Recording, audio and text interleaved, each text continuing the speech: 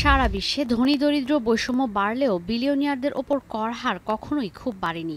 ধনীদের সম্পদ ব্যবহার করে দরিদ্রদের জীবনমান উন্নয়নও তাই সম্ভব হয় না। বিশ্বের কোটিপতিদের ওপর কর হার বাড়ালে ফলাফল কি হবে সেই বিষয়ে গবেষণা প্রতিবেদন প্রকাশ করেছেন ফ্রেঞ্চ অর্থনীতিবিদ গ্যাব্রিয়েল জুকম্যান। এতে বলা হয়েছে বহুজাতিক প্রতিষ্ঠানগুলোর পাশাপাশি ব্যক্তিদের ওপরও কর আরোপ করা সম্ভব। তবে এই গবেষণা প্রতিবেদনের সঙ্গে একমত নয় সব দেশ।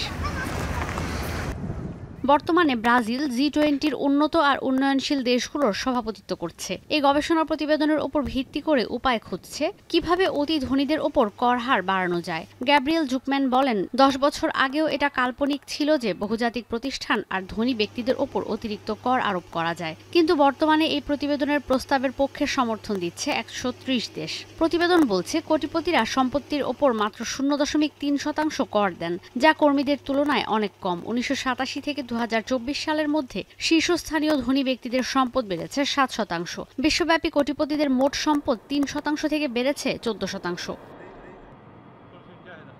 গবেষণা অনুযায়ী ধনী ব্যক্তিদের ওপর আয়কর বাড়িয়ে দিলে তারা সম্পত্তির 2% কর দিবে। যুক্তরাষ্ট্র এর মধ্যেই বিশ্বব্যাপী সম্পত্তির ওপর কর দেওয়ার প্রস্তাবে ভেটো দিয়েছে। তবে মার্কিন প্রেসিডেন্ট জো বাইডেনের বাজেট প্রস্তাবে যুক্তরাষ্ট্রের অতি ধনী ব্যক্তিদের ওপর কর আরোপ জুকম্যানের প্রস্তাবের সঙ্গে সামঞ্জস্যপূর্ণ।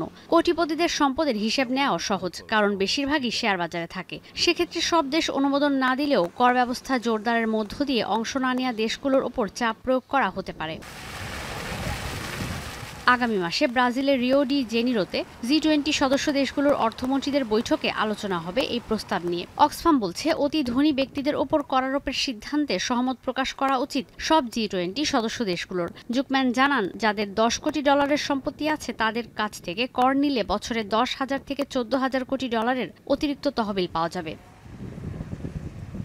ঈশিতা ব্রহ্ম, এখন বিশ্ব।